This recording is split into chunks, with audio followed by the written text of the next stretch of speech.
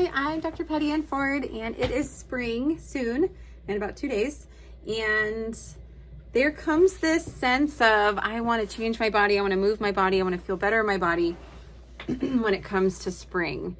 And so when you're feeling that urge, when it gets hot, sometimes we lose appetite, we just don't feel like eating. And I just want to be mindful that the body still requires nutrition.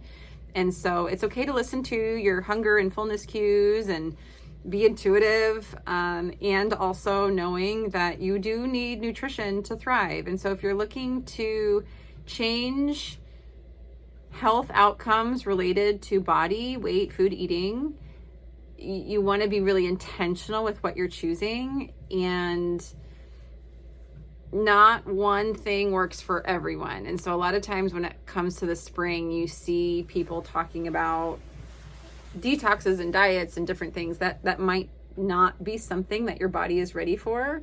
Detoxes could include things that clear out the bowels, that help to cleanse the liver and kidneys, or this is what you've heard, things that you might be hearing.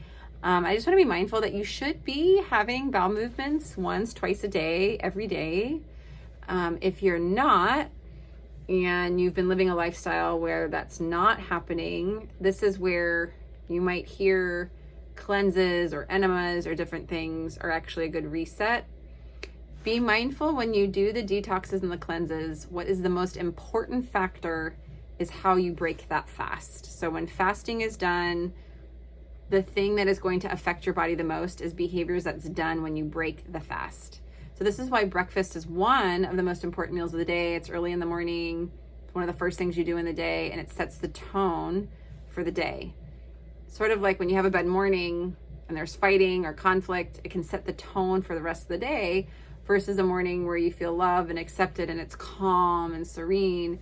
It can really set the tone for the next 12 hours if you're awake for 12 hours. And so nutritionally, it can be the same.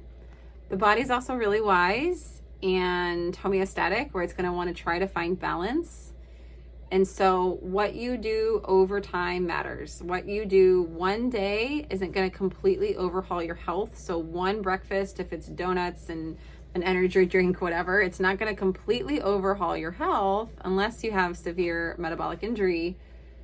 What you do consistently over time, what you do 20 out of the 30 days of the month is going to contribute to your health versus the other 10%. I guess that's a little bit more than 10%. But when it comes to spring, be mindful if you're doing anything that's going to reset your health with the change of the season, be really intentional with how you break that fast or what you do after that cleanse. That's what's going to set the tone more than the cleanse. I'm not a huge advocate for those types of interventions. However, I can see that when they're helpful in some cases, but for a blanket recommendation, I'm very, very cautious to recommend them to a large group of people, because I don't know their status, I don't know their story with health, I don't know where they've been, I don't know their patterns. And so it should be a one-on-one conversation where you're recommending very intimate interventions, dietary protocols, patterns, behaviors, all that stuff.